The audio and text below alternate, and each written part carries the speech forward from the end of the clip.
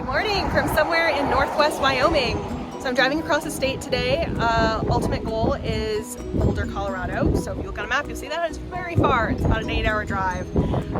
Pretty much straight. I'll stop a little bit along the way, just take some pictures and see some stuff, but mostly just driving.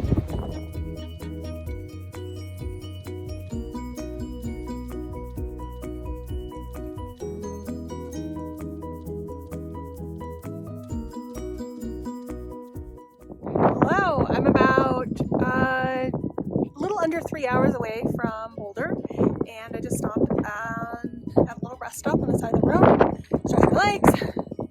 It's really pretty. Super windy here too. There's all these little kind of fence things. See that? I think they're windbreaks to like help it so it's like less windy and people don't get blown over and stuff, but I'm not sure about that. Anyway.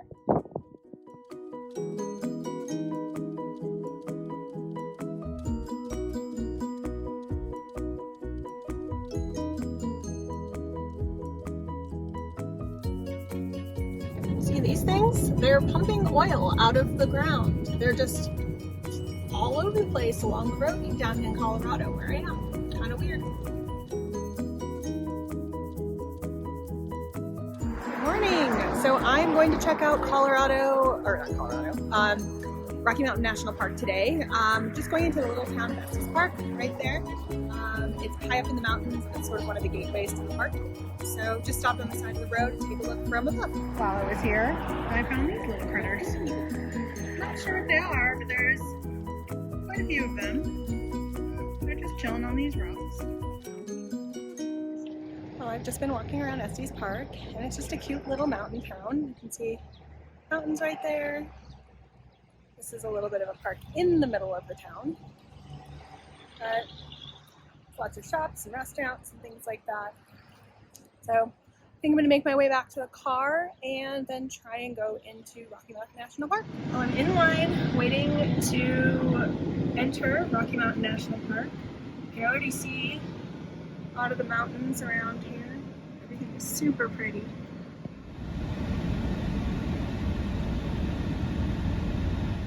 There's a moose down there. See that little black dog right there? That's a moose.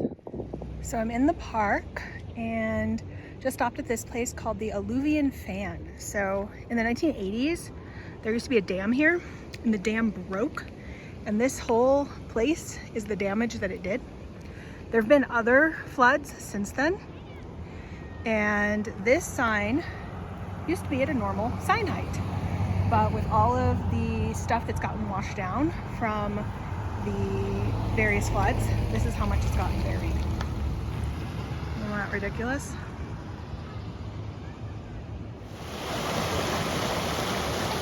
There are the falls. All the water came rushing down all over here and here. Just pushed all these rocks down.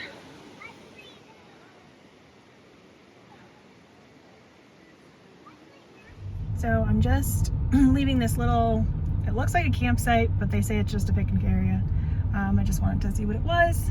Anyway, I'm going to be driving up the Fall River Road, which is the old way of getting into the highest point of the park in the Alpine Visitor Center. It's this old one-way road. It's not paved. There's lots of switchbacks. So I might not take many pictures because I have to concentrate on driving, but should be an interesting experience. I'll report back when I can. Okay, so I'm on the road right now. I just pulled over into this little pull-off, and you can see it's just this tiny road that I'm driving on. So we'll see. So I just got out of the car at Chasm Falls. Gary, my audio guide, who I call Gary, told me I should stop here. So let's go see what the fuss is about. So here we are at Chasm Falls. You can see it forms a little chasm right there. And then it goes all the way down the mountain. So this is the road. We're driving. We're going probably about 7 miles an hour. Obviously I am stopped presently because there's nobody behind me and the cars are going very slowly in front of me, so it's fine. But Check this out. And it's raining. So you can see down there, that little road, that's what I drove on to get here. And then came up there, and then I'm gonna go up that other one. You can see that there's a lot of steepness. That's a marmot.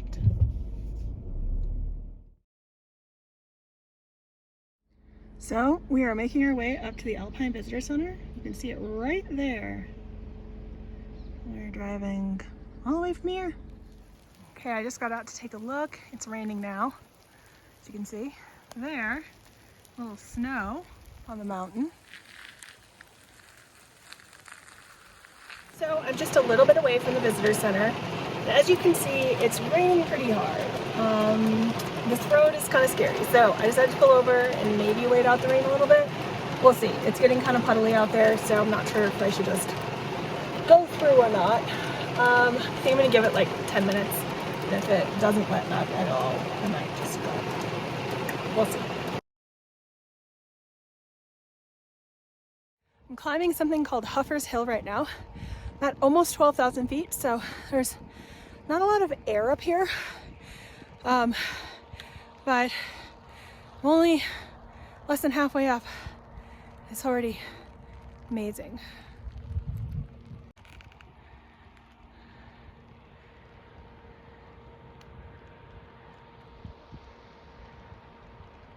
Making progress, slowly but surely.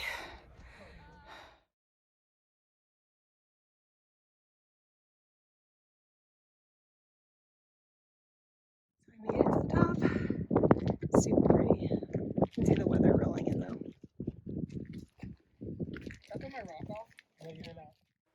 So this one is really windy. You can't really hear what I'm saying, but in summary, I'm talking about how climbing up here reminded me of climbing the high mountains in Scotland and Wales, and it's just really cold and windy, but super beautiful.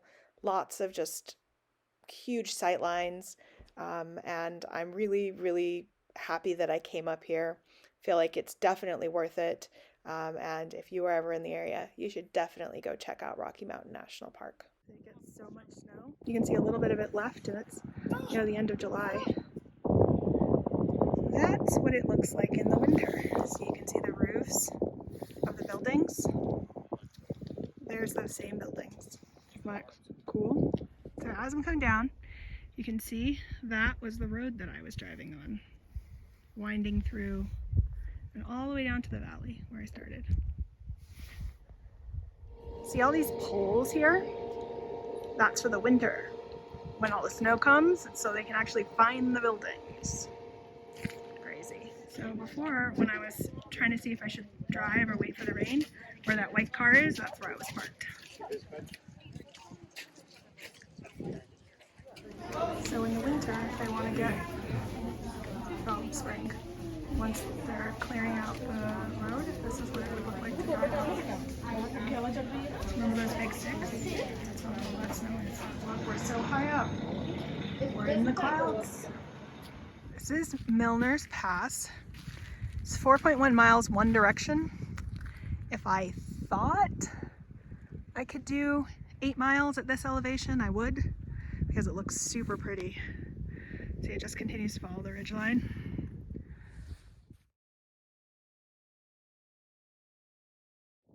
This is the Continental Divide.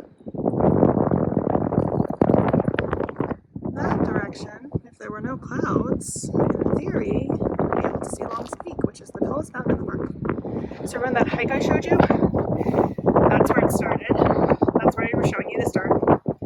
Here's the end, which is right here. So if I wanted to, I could have hiked all the way down, about 4 miles. Not at this elevation. These are the Never Summer Mountains. And then below is the Kawanichi Valley, which is a Arapaho word for Valley of the Coyote. The Arapaho were the people who lived here a long time ago. They are one of the indigenous people in the land. And so a lot of the names that we use are from them. So that is the Colorado River. As it goes downstream, it gets much bigger. It's what carved the Grand Canyon. You can see it right here. So we're right here, Colorado in Rocky Mountain National Park, and it comes from snow melt, and ice melt. And as it goes down, it gets bigger and bigger and bigger. So next, I'm gonna go to Arches in Canyonlands. So I'll probably see the Colorado River again. And then if you continue down, it goes all the way to California, see? And it actually goes all the way down into Mexico and then out of the Gulf of California, which is in Mexico. This is Mexico, this is Mexico. And a bunch of different dams get water from it, and that water creates electricity, and it also sends water to people's homes. So I'm driving by this area where a fire came through, and this is what it looks like afterwards. So this was probably a fire that happened either this year or last year. I'm gonna guess maybe last year for some of these because some of the grass is starting to grow back, but this is just crazy looking. It almost looks like it's fall, but it's just burned.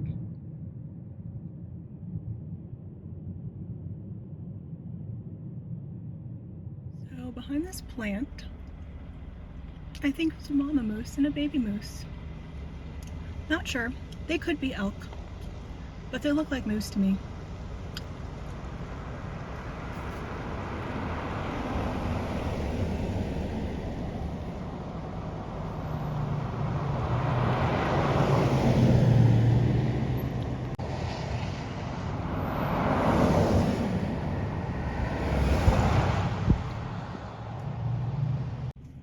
There's the baby. There's the mama. Hey, moosey moosies. There's people getting out of their cars by me because they're stupid. It's not safe to get out of your car near a moose, ever. So that's where I was driving earlier on that road. That little building you see is the visitor center where I walked around. Very cool. Hiking up this other little hill to go see these rocks. Maybe a viewpoint, but it looks pretty cloudy. Apparently these rocks are supposed to look like mushrooms because they just pop out of the green ground like mushrooms do. What happened was the ice and the snow kind of ground away all the rocks and the stuff above it so that only these harder rocks were left. See? Mushroom rocks. So I am currently at the top of the Rocky Mountain National Park. It's a little thing that shows that. Super pretty.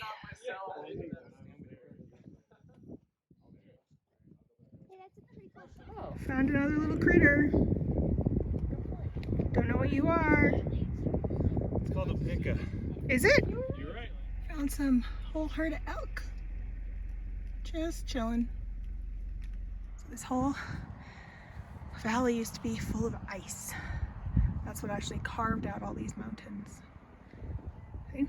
That's what it looked like, or they think it looked like. Found another little marmot guy. So this is the east, looking back at the east side. So this is where I came in. You should down have there. your picture here. And that's where I saw the moose earlier. And that's where I stopped at the alluvial fan. Remember the waterfall? And then I went up that way. So right up there in the clouds is Long's Peak. Some people actually hike all the way up there from the bottom. It takes like 18 hours or something. Kind of ridiculous. I would never do that. Good morning. So I'm going back into the Rocky Mountain National Park, just kind of driving there a different route to see more sights. I believe that's Long's Peak, which would be the tallest mountain in the park. Not 100% sure on that, but I think so. I saw a sign and it seemed to indicate that. Anyway, just thought it would be cool to give a shot. So I just saw a sign, and that is Long's Peak. I think it's the one in the middle, actually. So what I was showing before was the one on the left. And that is like over 14,000 feet above sea level, and the highest peak in the park. I think it takes like 18 hours to climb it if you hike up there from the very bottom, or something ridiculous like that, like 14 or 18 or something like that. You have to start like when it's still dark, and then you don't get back to your car until it's dark again. Kind of ridiculous, but really pretty area out here.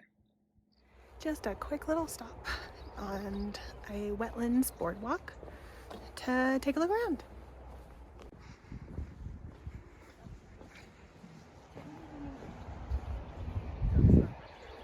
Hello! So I am back at the Alpine Wilderness Center, which is the Tippy Top Visitor Center in Rocky Mountain National Park. And I think I'm a little bit acclimating to the elevation because I feel way better up here than I did yesterday. Still not a ton of oxygen, but decided to do just a little bit of that Milner's Path. Not all 4 miles because it'd be 8 miles and that's not gonna be good, but I figured walk out a little bit, see what I see, walk back a little bit, call it a day. Well, this is how the path goes. You see how it dips down into that little valley and then comes back up again. I'm a little concerned about trying to do that in elevation, considering just walking at my normal hiking pace is making me be out of breath.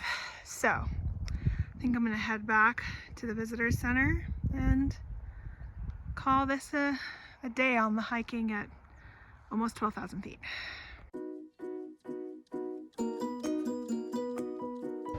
Hello, just made a quick stop in the town of Vail. It's actually a skiing village, so in this winter, those are skiing mountains. I'm just gonna have a look around, stretch my legs.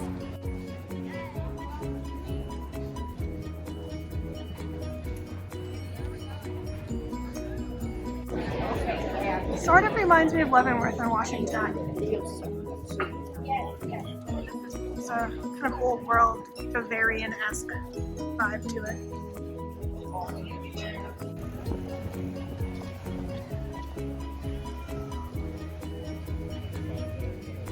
Well, who knows if I'm going to get my fair lemonade this year, but fresh squeezed, lovely views. Why not? And from here on out, it was driving straight through to Grand Junction.